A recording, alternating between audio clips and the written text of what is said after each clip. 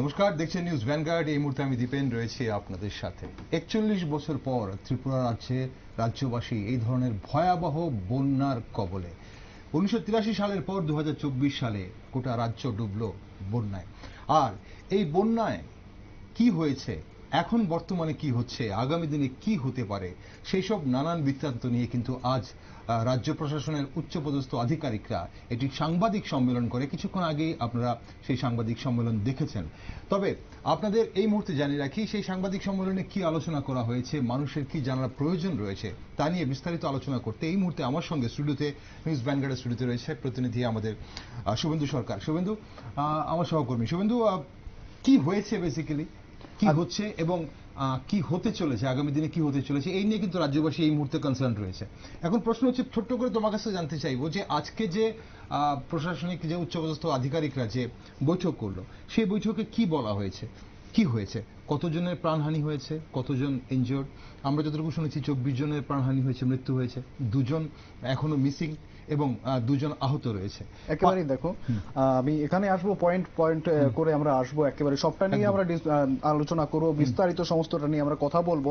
তবে এখনো যদি আমরা কথা বলি, সবার প্রথমে ঠিক কত টাকার ক্ষয়ক্ষতি হয়েছে সেই নিয়ে কিন্তু সরকারি যে হিসেব রয়েছে, এখনো পর্যন্ত প্রাথমিক অনুমান করা হচ্ছে প্রায় 5,000 কোটি টাকার ক্ষয়ক্ষতি এখনো পর্যন্ত হয়েছে। এছাড়াও বিস্তীর্ণ অঞ্চল কিন্তু এখনো জলের তলায় রয়েছে। সুতরাং আমাদের সেদিকে চোখ থাকবে, বা সরকারও কিন্তু সেদিকে চোখ রাখছে যে জলের তলা থেকে সেই জায়গাগুলো যখন বেরোচ্ছে, তারপরে গিয়ে সেইখানের অ্যাসেসমেন্টটা কিন্তু কমপ্লিট হবে। দেখো, স্বাভাবিকভাবে যে জায়গাগুলো এখনো পর্যন্ত কন্ট্যাক্ট করা যায়নি, যেমন বিভিন্ন জায়গায় যদি আমরা দেখি, সবচেয়ে বেশি গোমতী এবং সাউথ ত্রিপুরা, সেখানে কিন্তু এখনো পর্যন্ত রেস্কিউ চলছে।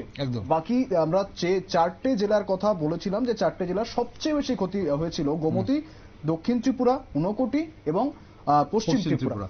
এই 4টে জেলায় কিন্তু সবচেয়ে বেশি ক্ষতি হয়েছিল। সব জায়গায় বর্তমানে পরিস্থিতি আস্তে আস্তে নরমাল হচ্ছে। রেস্কিউ কাজ শুরু হয়েছিল এবং সেই রেস্কিউ, সেই এনডিআরএফ এর টিম, এসডিআরএফ এর টিম কিন্তু রেস্কিউ কাজ করে ফেলেছে। শুধুমাত্র গোমতী এবং সাউথ ত্রিপুরায় এখনো পর্যন্ত রেস্কিউ চলছে। এবং আমি আসছি তোমার কাছে। এখন প্রশ্ন হচ্ছে যে এই যে বন্যায় ক্ষয়ক্ষতি 5,000 কোটি টাকার ক্ষয়ক্ষতির আপাতত অনুমান করা হয়েছে, যেটা আমার সহকর্মী শুভেন্দু বলছিলেন, যে যে জায়গাগুলো এখনো জলের তলায় রয়েছে বা যেখানে এখনো ঠিকভাবে অ্যাসেসমেন্ট করা যায়নি, সেই জায়গাগুলো বাদ দিলে আপাতত 5,000 কোটি টাকা। তবে কেন্দ্র সরকার থেকে কিন্তু 40 কোটি টাকা কিন্তু রিলিজ করা হয়েছে এবং একেবারে আজকে সকালে আমরা সেই খবর করেছি যে এটা অ্যাডভান্স রিলিজ করা হয়েছে ত্রাণ শিবিরের জন্য। এবং 11,000 প্যাকেট বিলি করা হচ্ছিল বলছিলেন আজ, খুব সুন্দর। একেবারে খুব, সেটাই আমরা কথা বলতাম ওটা নিয়ে। আজকে কিন্তু 11,000 প্যাকেট, ফুড প্যাকেটস, এবং এই ফুড প্যাকেটস, ড্রাই ফুড সমেত সমস্ত রকমের যে ত্রাণ শিবির রয়েছে বা ত্রাণ শিবিরের বাইরে যে যারা ওয়াটার লকড অবস্থায় আটকে রয়েছেন, যদিও সেই রেস্কিউ কাজ হয়ে গেছে এবং যেমনটা জানাচ্ছিলাম শুধুমাত্র 2টো জেলায় রেস্কিউ কাজ চলছে, তো সব মিলিয়ে কিন্তু প্রায় 11,000-এর কাছাকাছি ফুড প্যাকেটস এখনো পর্যন্ত বিলি করেছে এনডিআরএফ, এসডিআরএফ এর টিম, এবং ভবিষ্যতেও করবে। এটা শুধু আজকের পরিসংখ্যান কিন্তু। শুধু এখানে আমরা হেলিকপ্টার লিফটিং দেখছি বা হেলিকপ্টার উঠছে, আমরা দেখছি আকাশে। অনেকেই জানতে চাইছেন যে সেই হেলিকপ্টারগুলো কি করছে, এয়ারলিফট করছে, এখনো এয়ারলিফট করছে, কিন্তু আজ তো সারাদিন এয়ারলিফটের ব্যাপার ছিল না, সবাইকে ত্রাণ শিবিরে নিয়ে আসা হয়েছে। তাহলে আজ হেলিকপ্টার কি করছে, ফুড প্যাকেট বিলি করছে? একদম, হেলিকপ্টারের মাধ্যমে কিন্তু এই ফুড প্যাকেটগুলো বিলি করা হচ্ছে। প্রাইমারি যে সমস্ত রিলিফ সেন্টার রয়েছে, রিলিফ সেন্টারে বিভিন্ন ধরনের যে সামগ্রী রয়েছে, দেখো এই যে গোমতী এবং দক্ষিণ ত্রিপুরা, সেখানে যেমনটা জানাচ্ছিলাম এখনো রেস্কিউ চলছে। সুতরাং প্রচুর মানুষ এখনো ওয়াটার লকড অবস্থায় রয়েছেন এবং তাদেরকে এয়ারলিফট করে যে ত্রাণ শিবির পর্যন্ত পৌঁছে দেওয়া বা তাদেরকে বিভিন্ন ঝুঁকিপূর্ণ জায়গা, আমরা জানি যে রোড কানেক্টিভিটি কিন্তু যথেষ্ট বিপর্যস্ত রয়েছে। এখানে আমি যদি দেখি সরকারি তথ্য অনুযায়ী, যে physical infrastructure damages, extensive damages to physical infrastructure. সুতরাং যে সমস্ত ফিজিক্যাল ইনফ্রাস্ট্রাকচার আছে, লাইক রোডস, পাওয়ার, মানে ইলেকট্রিসিটি, যেটা বিদ্যুতের যে পরিষেবা রয়েছে, পাশাপাশি বিল্ডিং, সেইগুলো কিন্তু সবচেয়ে বেশি এফেক্টেড হয়েছে এবং সেইগুলো বেশি সবচেয়ে ক্ষতি হয়েছে। সুতরাং সেই সমস্ত জায়গা থেকে সরিয়ে আনার জন্য স্বাভাবিকভাবে এই হেলিকপ্টারগুলি কাজে লাগানো হচ্ছিল। গতকালই আমরা দেখেছিলাম 2টো হেলিকপ্টার এসেছিল এবং এখনো পর্যন্ত যেটা জানা যাচ্ছে 6টি এনডিআরএফ এর টিম এবং 6টি এসডিআরএফ এর টিম কিন্তু কাজ করছে গোমতী এবং দক্ষিণ ত্রিপুরায়। ওকে, এখন সবচেয়ে বড় বিষয় হচ্ছে যে মানুষের জনজীবন স্বাভাবিক কবে হবে সেটা নিয়ে কিন্তু মানুষ ব্যস্ত। তবে যেটা তুমি বলছো যে দক্ষিণ ত্রিপুরা এবং গোমতীতে এখনো কিন্তু উদ্ধার কাজ চলছে, বিশেষ করে অমরপুরে আমরা দেখতে পাচ্ছি যে এখনো উদ্ধার কাজ চলছে। তো সেই জায়গায় জনজীবন স্বাভাবিক করতে গেলে প্রধান হচ্ছে আমাদের প্রধান যে সড়ক, জাতীয় সড়ক ন্যাশনাল হাইওয়ে 8। ন্যাশনাল হাইওয়ে 8 এর একটা বিস্তীর্ণ এলাকা সেখানে ক্ষতিগ্রস্ত হয়েছে। তার বিষয়ে কি বলা হয়েছে আজকের এই সাংবাদিক সম্মেলনে? একেবারে দেখো, এখানে সেইভাবে রোডের উপরে বা রোড কানেক্টিভিটি আমরা দেখেছি বিভিন্ন, যেহেতু আমাদের সবার আগে নজরে যেটা রাখতে হবে, ত্রিপুরা আমাদের একটি পাহাড়ি রাজ্য এবং বেশিরভাগ পাহাড় কিন্তু মাটি দিয়ে তৈরি, যে কারণে একটু বেশি বৃষ্টি হলে সেক্ষেত্রে ধস নামবে, এটাই স্বাভাবিক। এবং যদিও রাস্তায় আমরা দেখেছি একাধিক জায়গায় ধস নেমেছে, কোথাও কোথাও রাস্তা নেমে গেছে বা ফাটল ধরেছে, সেই সমস্তটা নিয়েও কিন্তু প্রশাসন যথেষ্ট তৎপরতার সঙ্গে কাজ করছে। যেমনটা তারা জানিয়েছেন 2 থেকে 3 দিনের মধ্যে সমস্ত পরিষেবা কিন্তু স্বাভাবিক হয়ে যাবে। তবে বর্তমানের জন্য যে রোড কানেক্টিভিটি, যে সেই রোডগুলোকে ধরে যেখানে আসা যেত, তার পরিবর্তে বিকল্প রাস্তা কিন্তু তারা দেখছেন, বিকল্প রাস্তা দিয়ে ঘুরে পাঠানো হচ্ছে। এবং যে সমস্ত নিত্য প্রয়োজনীয় জিনিস রয়েছে বাই রোড আসার কথা শহর আগরতলায়, সেগুলো কিন্তু আসছে শুধুমাত্র বিকল্প রাস্তা ঘুরে। এছাড়াও আমি পাশাপাশি একটা যেটা উল্লেখ করা দরকার, যে বাঁধ যেখানে রয়েছে, বাঁধের উপর থেকে যে রাস্তাগুলো রয়েছে, সেই রাস্তাগুলোর উপর ভারী যান চলাচল কিন্তু একেবারে বন্ধ করে দেওয়া হয়েছে। ডিস্ট্রিক্ট ম্যাজিস্ট্রেট, প্রত্যেকটি ডিস্ট্রিক্টের ডিস্ট্রিক্ট ম্যাজিস্ট্রেট কিন্তু সেই যান চলাচল বন্ধ করে দেওয়া হয়েছে, কারণ স্বাভাবিকভাবেই নদীগুলির জলস্তর বাড়ছে এবং বেড়ে রয়েছে।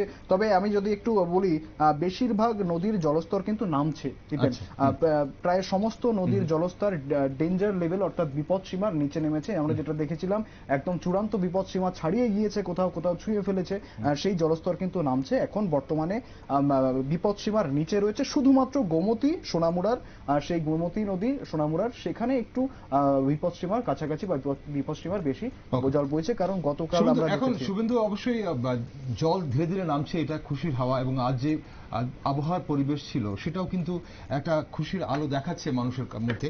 তবে রাজ্যবাসী এখন কিন্তু এই মুহূর্তে কিন্তু আরো অন্যান্য বিষয় নিয়েও চিন্তিত।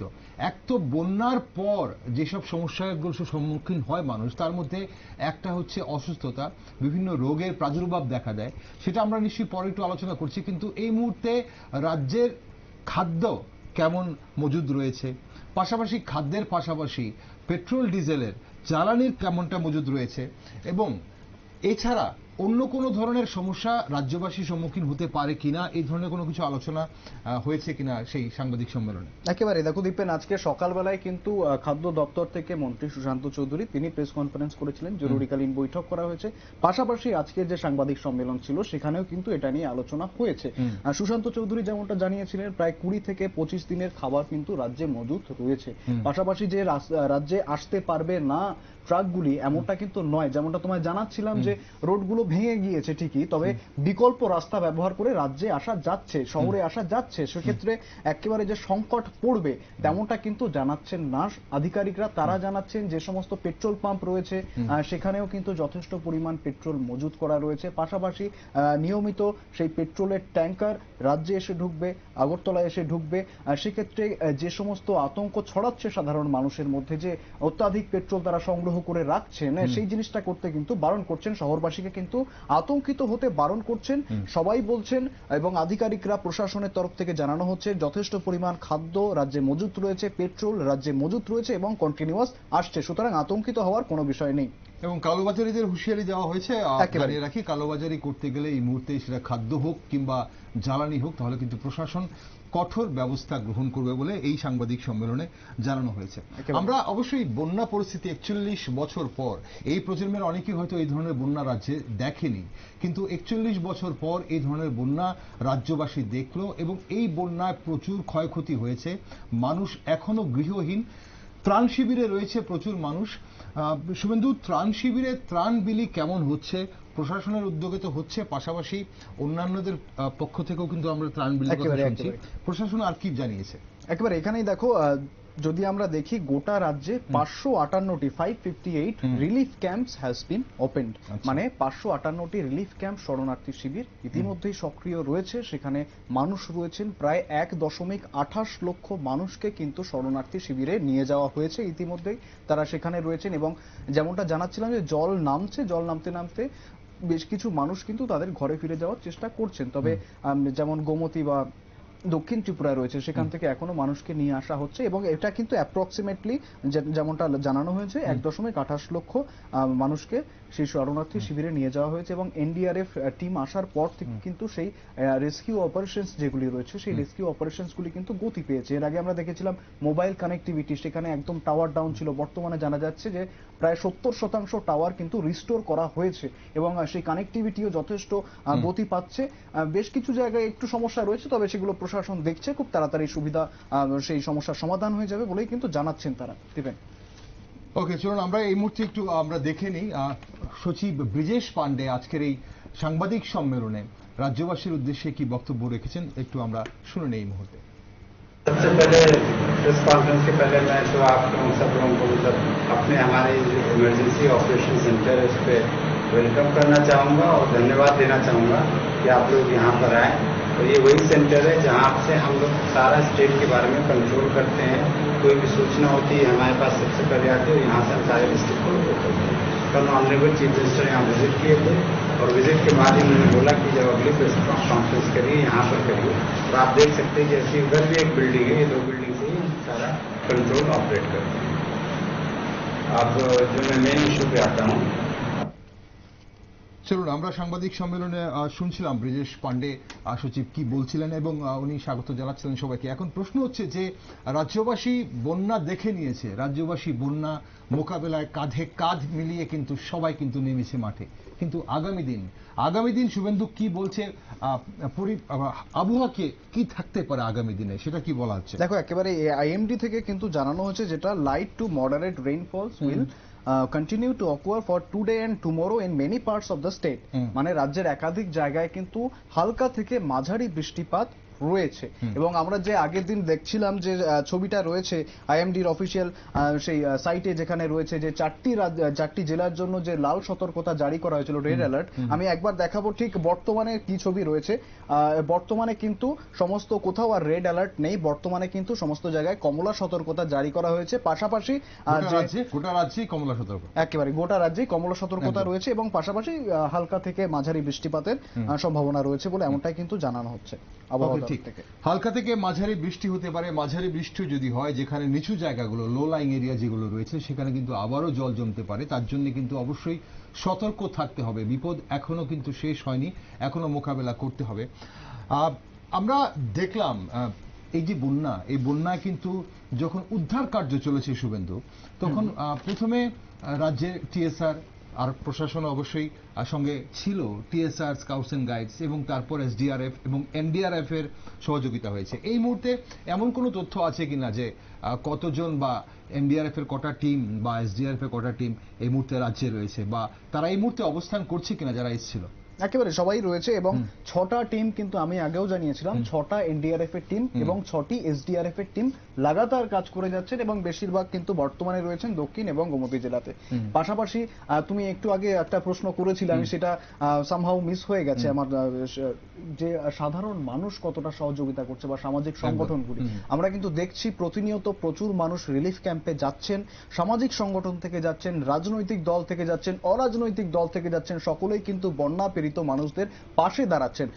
যাদের যতটুকু সম্ভব তারা সেই ততটুকু দিয়েই কিন্তু পাশে দাঁড়াচ্ছেন। পাশাপাশি আমার কাছেও কিন্তু বেশ কয়েকজনের ফোন এসেছিল, তারা ঠিক জানতে চাইছিলেন কোথায় কোথায় সিভিয়ারলি এফেক্টেড, কোথায় গেলে তারা ত্রাণ দিতে পারবেন। পাশাপাশি যারা স্ট্রে অ্যানিমেলস রয়েছে, স্ট্রে অ্যানিমেলসদের কিন্তু যথেষ্ট সেইভাবে তাদের দিকেও নজর রাখা হচ্ছে। দিবেন। ওকে, এখানে আরো একটা বিষয় জানার বিষয় রয়েছে। আমরা কিন্তু অভিযোগ, যেমনটা সাহায্যের হাত বাড়িয়ে দিয়েছে রাজ্যের বিভিন্ন অংশের বিভিন্ন শ্রেণীর মানুষ, বিভিন্ন সংগঠন, বিভিন্ন সংস্থা, বিভিন্ন রাজনৈতিক দল, প্রশাসন, সব দিক থেকে যখন সাহায্যের হাত বাড়িয়ে দেওয়া হয়েছে, তখন কিন্তু আমরা এমনও অভিযোগ পেয়েছি যেখানে অবশ্যই বিশেষ করে সামাজিক মাধ্যমে অনেকে অভিযোগ করেছেন, ফোনের পর ফোন করে গেছেন, তাদের ফোন নাম্বার সুইচ অফ ছিল, যে হেল্পলাইন নাম্বার দেওয়া ছিল সুইচ অফ, বিশেষ করে সেটা সেই অভিযোগের তীর কিন্তু আগরতলা মিউনিসিপ্যাল কর্পোরেশনের থেকে।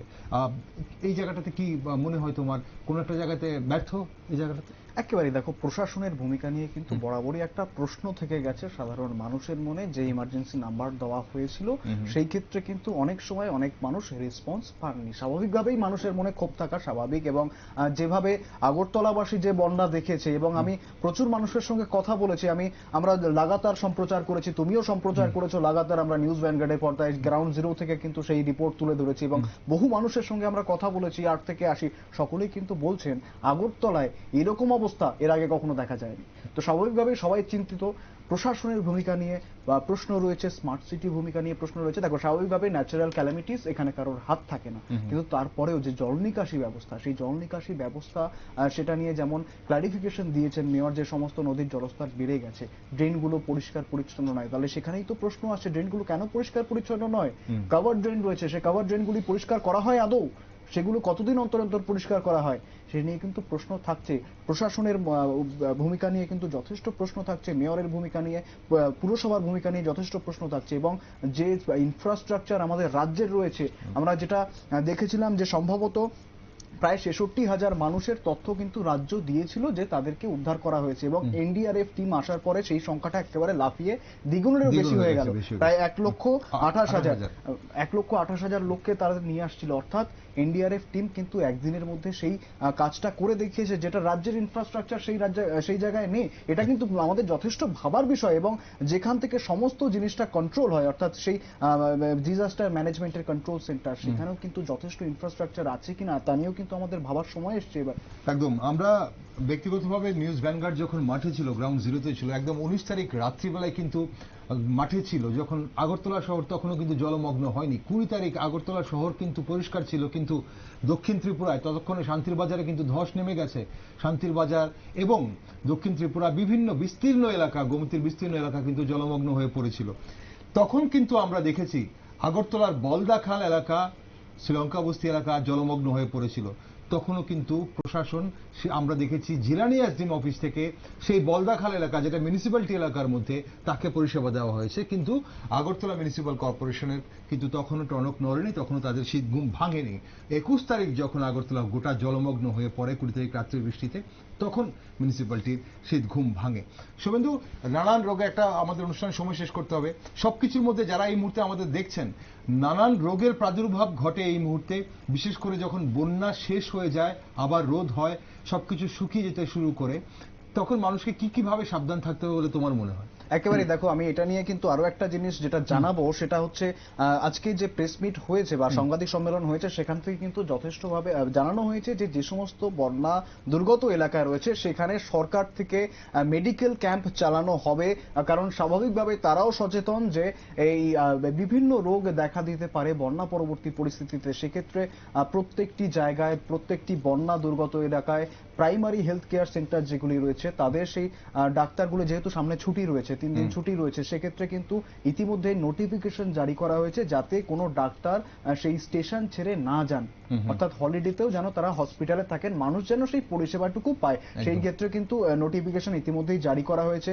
সরকারের তরফ থেকে হেলথ ক্যাম্প চালানো হবে, পাশাপাশি যে সমস্ত ত্রাণ শিবির রয়েছে সেই ত্রাণ শিবিরে কিন্তু হেলথ ক্যাম্প চলছে। এবার আসি আমরা সেই প্রসঙ্গে যে মানুষ কিভাবে সচেতন থাকবে। স্বাভাবিকভাবেই দেখো, যেভাবে রোগের প্রাদুর্ভাব দেখা দেয় বন্যা পরিস্থিতির পরে, এবং আমরা শহরে দেখেছি আমাদের এই শহরের হাঁটু জল ভেঙে কিন্তু রীতিমতো আসা যাওয়া করতে হয়েছে, এবং ড্রেনের জল থেকে শুরু করে সমস্ত রকমের জল, একেবারে, এবং সেই নোংরা জল আমাদেরকে কিন্তু পারাপার করতে হয়েছে। সুতরাং স্বাভাবিকভাবে নিজেদেরকে সচেতন থাকতে হবে, নিজেদেরকে পরিষ্কার পরিচ্ছন্ন থাকতে হবে, এবং যখনই নোংরা জল লাগছে তখনই হাত পা ধুয়ে ফেলুন, স্বচ্ছভাবে খাবার খান, এবং যথেষ্ট পরিষ্কার পরিচ্ছন্ন থাকুন। বিশেষ করে পানীয় জলের অবশ্যই খেয়াল রাখবেন, যতটুকু সম্ভব জল ফুটিয়ে খাবেন, এবং কোনো ধরনের অসুস্থতা বোধ করলে তৎক্ষণাৎ চিকিৎসকের পরামর্শ নিন।